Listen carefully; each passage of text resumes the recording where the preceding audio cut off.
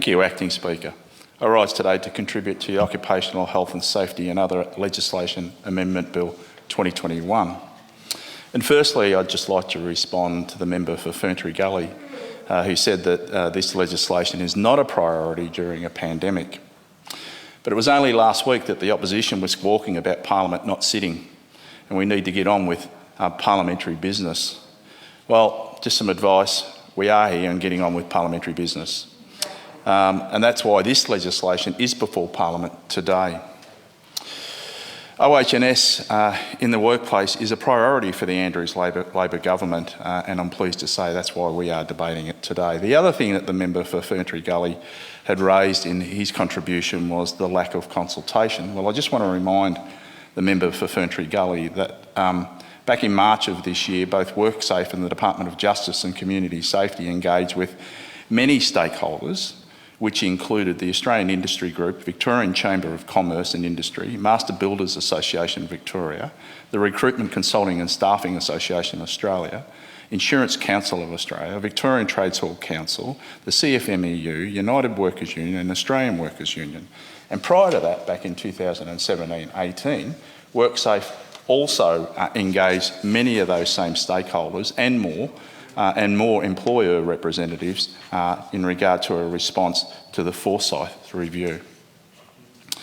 But my many years of fighting for workers' rights as a unionist has taught me that the number one most important thing for workers is health and safety. Walking through the door at the end of the work day to your loved ones is overwhelmingly more important than the bank balance after payday. Ensuring the workers that I represented was always my first priority. But I do have to say, unfortunately, during my time at the Ambulance Union, we tragically saw 3 paramedics killed when responding to emergency cases. And I would say, at least in one of those cases, that crew, one of the crews that did respond, probably should not have been responding under emergency conditions, but it was through lack of information provided to that crew that those 2 poor paramedics subsequently were killed. And they were paramedics from the Hillsville branch. And it was Robert Bland and Philip Oakley. And they were both killed instantly as they were responding to what was deemed to be a vehicle accident. And they hit a tree, running off the Black Spur and hit a tree. And as I say, they were killed instantly. The 3rd paramedic that was killed was up at Myrtleford, which was Ian Clifford. And Ian was a long-serving paramedic. And again, another one where the ambulance ran off the road and hit a tree. And again, Ian was instantly killed. These are just some of the dangers that paramedics face in their job. Those 3 paramedics will never be forgotten, and I extend my best wishes to their families, to their friends, and to their work colleagues. And I can tell you, I will never forget these 2 tragic incidents. And I went to all of their funerals, and I must say, the respect from their colleagues was enormous.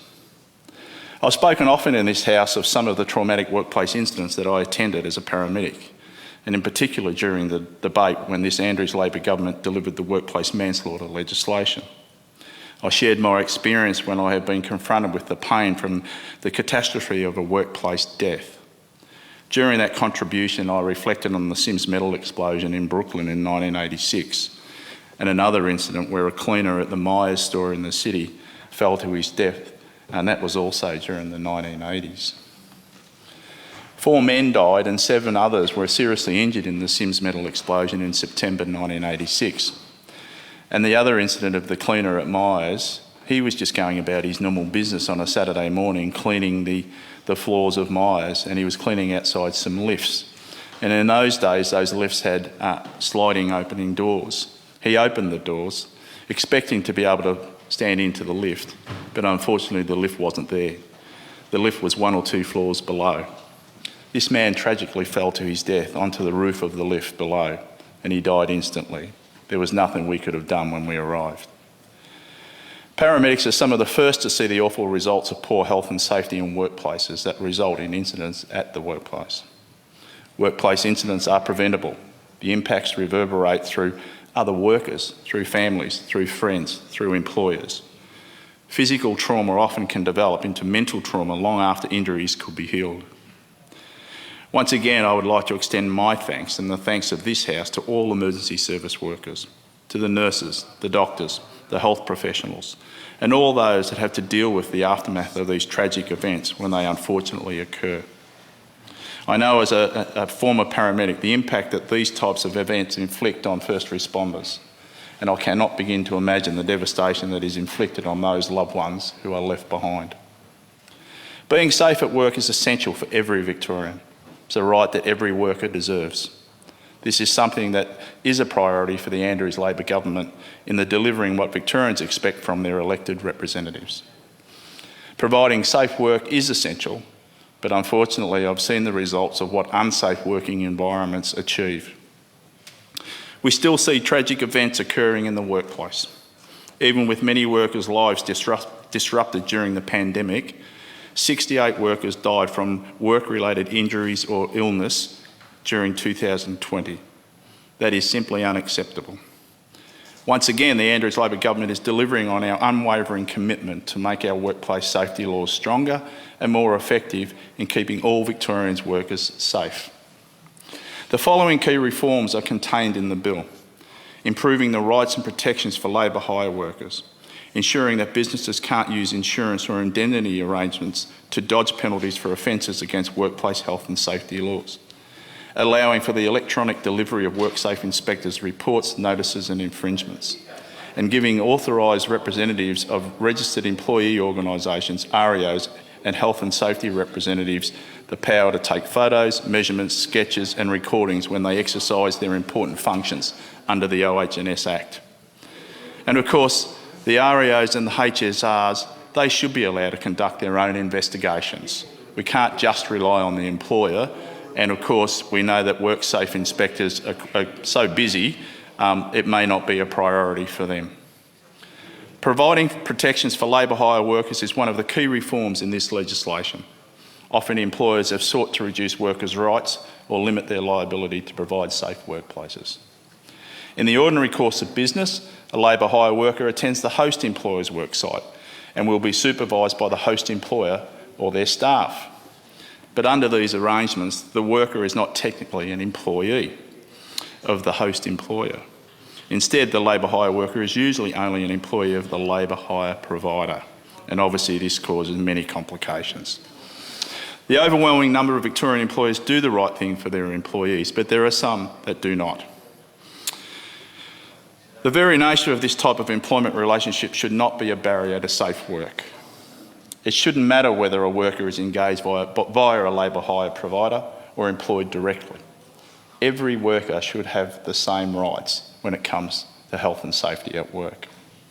The Victorian Inquiry into the labour hire industry and insecure work, chaired by Professor Anthony Forsyth, identified various ways in which labour hire workers are treated as second class of workers. And these amendments respond directly to that important inquiry's recommendations. The inquiry found that while labour hire agencies and hosts have shared obligations to safeguard the health and safety of workers placed at host sites, some ambiguities and grey areas still remain.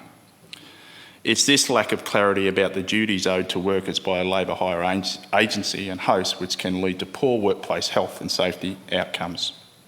And the inquiry also found that some labour hire workers do not report safety incidents, risks or hazards in the workplace.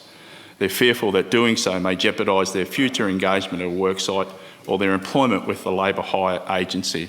And again, this is clearly an example of further insecure work for some employees, in particular labour hire employees.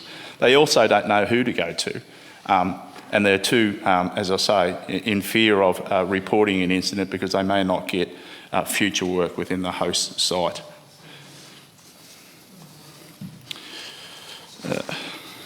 This bill strengthens our workplace safety laws and expands workers' rights and protections. It boosts employer accountability and streamlines WorkSafe's enforcement.